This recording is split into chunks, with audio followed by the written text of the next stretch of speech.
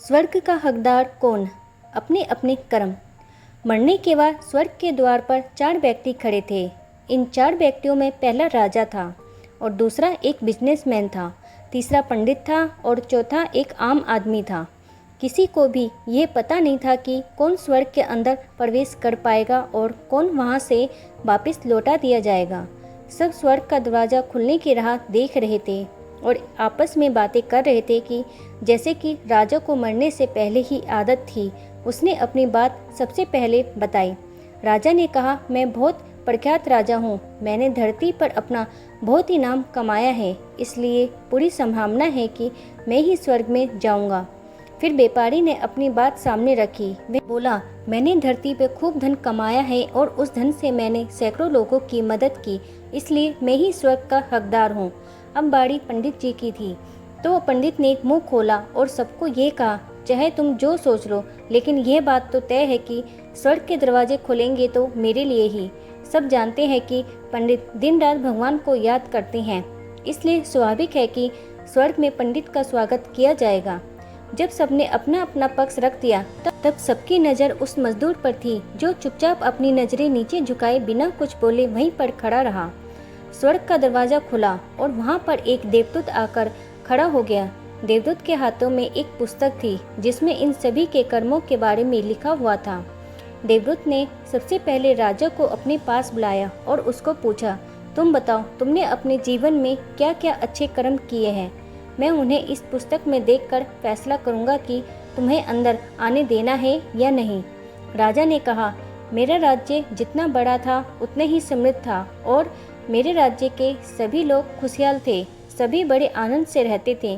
मैंने उन्हें कभी भी किसी चीज़ की कमी नहीं होने दी, यही मेरे अच्छे कर्म हैं। देवदूत ने अपनी पुस्तक में देखा और देखने के बाद राजा से कहा, तुम सच बोलते हो, तुमने अपने राज्य की प्रजा को बहुत सुखी रखा था, लेकिन तुमने अपने राज्य की सीमा बढ़ाने के लिए जितने युद्ध किए थे, उन युद्ध की वजह से हजारों सैनिकों ने अपनी जान गंवा दी थी। उन हजारों सैनिकों के परिवार के दुख का कारण तुम बने थे, इसलिए तुम स्वर्ग में नहीं आ सकते। अब बारी थी व्यापारी की। व्यापारी से जब देवदूत ने पूछा कि तुम्हारे अच्छे कर्म क्या हैं, तब व्यापारी ने उससे कहा, मैंने सैकड़ों लोगों को खाना खिलाया है, कई आश्रमों में दान किया है, कई निराश्रित लोगों के लिए घर बना कर दिया है, यह मेरे अच्छे कर्म हैं।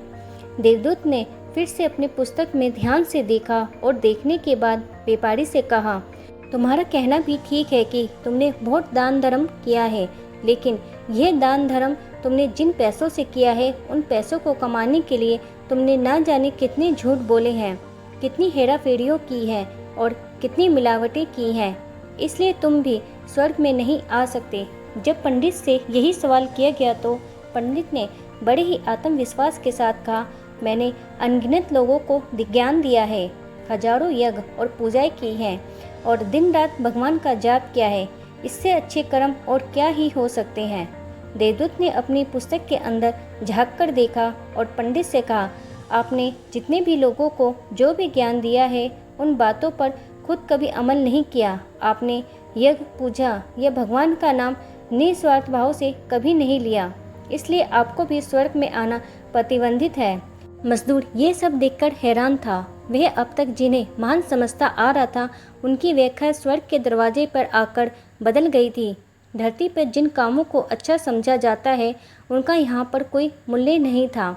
यमदूत ने जब इस मजदूर को अपने पास बुलाया और इससे पहले कि वह उससे कुछ अच्छे कर्मों के बारे में पूछता, मजदूर बोल पड़ा, प्रभु, मैं जानता हूँ कि मैं भी स्वर्ग में आने के लायक नहीं हूँ, लेकिन मैं फिर भी एक बार बाहर से ही स्वर्ग को झांक कर देखना चाहता हूँ। बस इससे ज़्यादा मेरी कोई इच्छा है ही नहीं, क्योंकि ऐसी इच्छा पालने के लिए मैंने जीवन में कुछ किया ही नहीं। मैं पूरा दिन मेहनत करता और जो कुछ भी पैसे कमाता उन्हें अपने परिवार के लिए पालन पोषण में खर्च कर देता, इसलिए दान धर्म के लिए कुछ बचता ही नहीं। लोगों की भला में क्या सेवा करता, क्योंकि काम के बाद जो थोड़ा सा समय मिलता उसको अपने ही बूढ़े माँ बाप की सेवा में बिता देता। और यह सब करने के बाद मैं कभी कभी मंदिर भी चला जाता और भगवान से जैसा भी मुझे दिया है उसे जीवन के लिए धन्यवाद कहता। देवदूत ने अपनी पुस्तक में बड़े ध्यान से देखा और थोड़ी देर देखता ही रहा। फिर उसने मजदूर से पूछा कि तुम याद करके बताओ, तुमने कभी कोई अच्छा काम किया होगा? मजदूर ने थोड़ी देर सोचने के बाद बोला, हाँ, मुझे थोड़ा थोड़ा याद है कि एक बार मैं बहुत भूखा था और मैं खाना ही खाने बैठा था कि एक बहुत ही कमज़ोर कुत्ता जो ठीक से चल भी नहीं पा रहा था, वह मेरे पास आ गया और मेरे खाने को देखने लगा।